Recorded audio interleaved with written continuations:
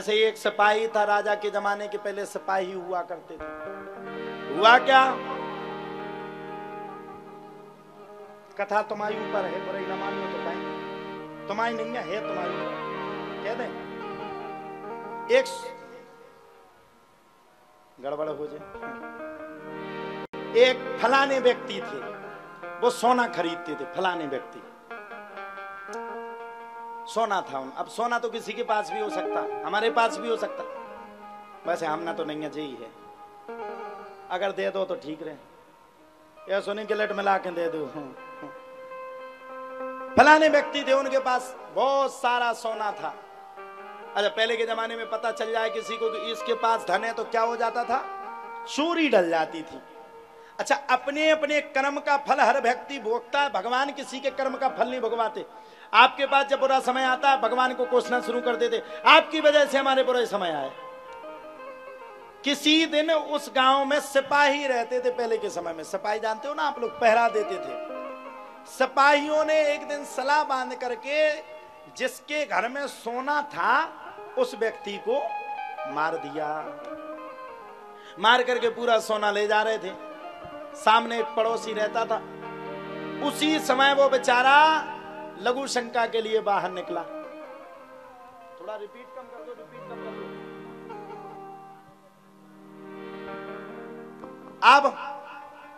अब जब इतना हो गया तो बाहर निकला। जब वो बाहर निकला तो उसने देखा कि ये फलाना व्यक्ति सोना ले जा रहा है।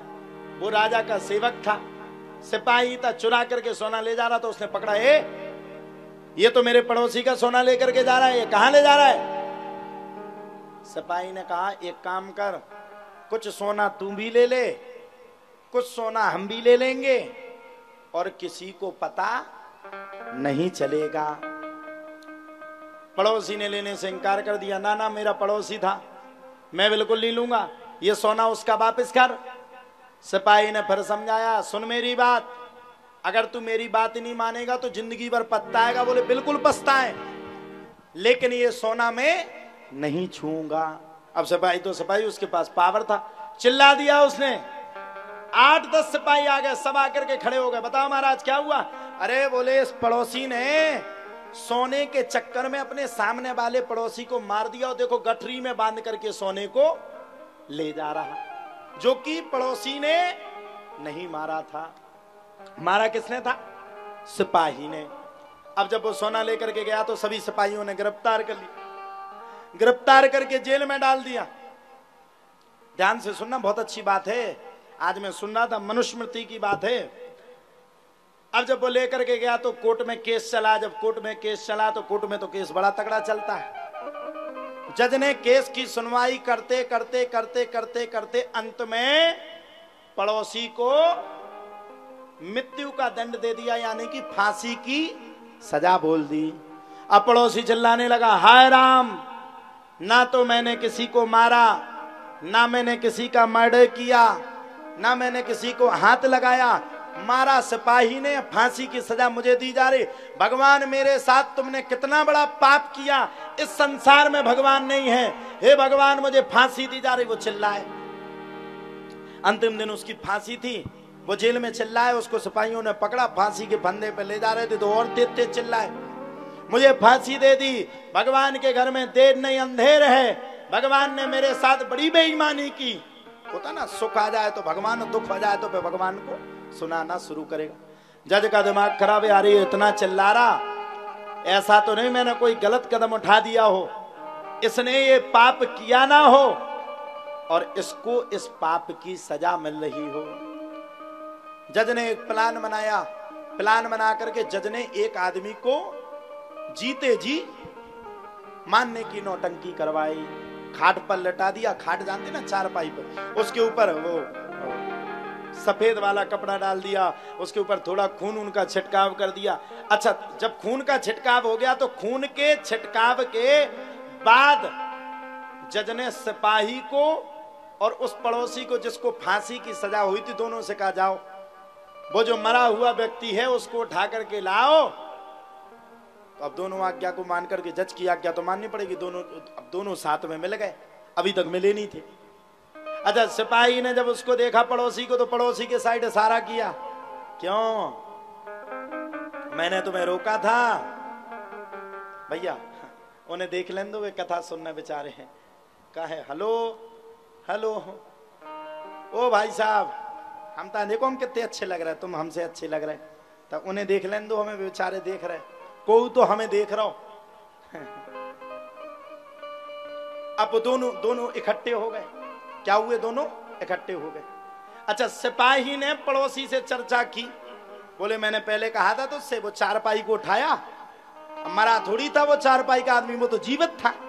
उस चारपाई को उठाया और दोनों आपस में चर्चा करने लगे। बोले मैंने पहले तुझसे कहा था ऐसा कर्म मत करना, देख तूने मेरी बात नहीं मानी, सोना का सोना नहीं मिला और मृत्यु का मृत्यु तुझे दंड मिल रहा है, मेरी बात जो नहीं मानेगा उसको ऐसे ही दंड मिलेगा। पड़ोसी बोला देखो भाई, चाहे मैं मर जाता लेकिन मैं किसी के अधर्म का सोना छू भी नहीं सकता था। क्या कहा? छू भी नहीं सकता था।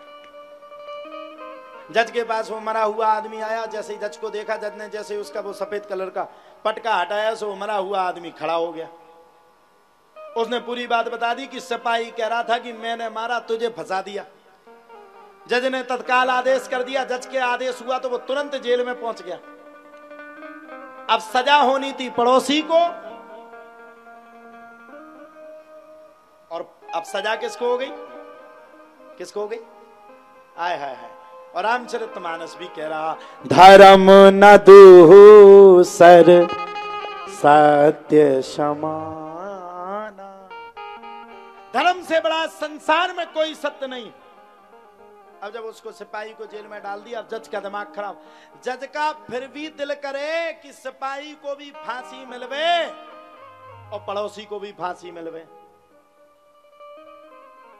लेकिन दोषी कौन बने था? सिपाही।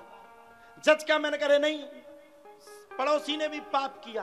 अब पड़ोसी ने पाप किए नहीं था, उसने मारा ही नहीं था। जज पहुंच गया, पड़ोसी के पास आकर के बैठ गया। बोले एक बात बताओ, कल तुम रिहा होने वाले हो, सत्य बताना, अगर सत्य बता दोगे तो छूट जाओगे और झूठ बोलोगे तो नहीं छूटोगे। मेरा मन कहता है कि तुमने भी पाप किया है। अच्छा, पाप ज्यादा दिन छुपता नहीं जी। और सुन लो, पड़ोसी ने तुरंत स्वीकार कर लिया। बोले बिल्कुल महाराज, लेकिन मैंने अपने पड़ोसी को नहीं मारा, मैंने अपने पड़ोसी को सोने के पीछे मारा ही नहीं। फिर बोले भैया कौन सा पाप किया तुमने? बोले महाराज किसी से कहोगे तो नहीं? बोले बिल्कुल नहीं कहूंगा। बोले मैं बताता हूं। बोले क्या? बोले कुछ वर्ष पूर्व मेरी पत्नी का किसी दूसरे पति से संबंध था। मैं नौकरी करने के लिए बाहर जाता था, एक दिन वह आदमी मेरे सामने फंस गया। मैंने उसको समझाया भैया ऐसा गलत कर्म मत करना, आज तो तुम्हें क्षमा किया, फिर नहीं करूंगा। एक बार कहा, दो बार कहा, तीन बार कहा। जब वो बार बार ना माने तो आज से कई वर्षों पूर्व मैंने उसको कुल्हाड़ी से काट करके वो गंगा जी में फेंक दिया। और बोले मैंने सोचा कि वह मेरा पाप छुप जाएगा, लेकिन वह मेरा पाप, कई वर्षों का पाप मुझे जेल में ला करके खड़ा कर दिया। आओ बजाई लो, अब पका है। अंत में जज ने अपनी उसमें वो लिख करके तुरंत आदेश किया कि सिपाही को भी फांसी मिलवे और किसको मिलवे, और साथ में पड़ोसी को भी फांसी मिलवे। यानी कि कहने का सीधा सीधा मतलब, अगर आपने अपने जीवन में बुरे कर्म या बुरे पाप किए हैं तो उसकी सजा आपको यहीं पर भोग करके जाना पड़ेगा।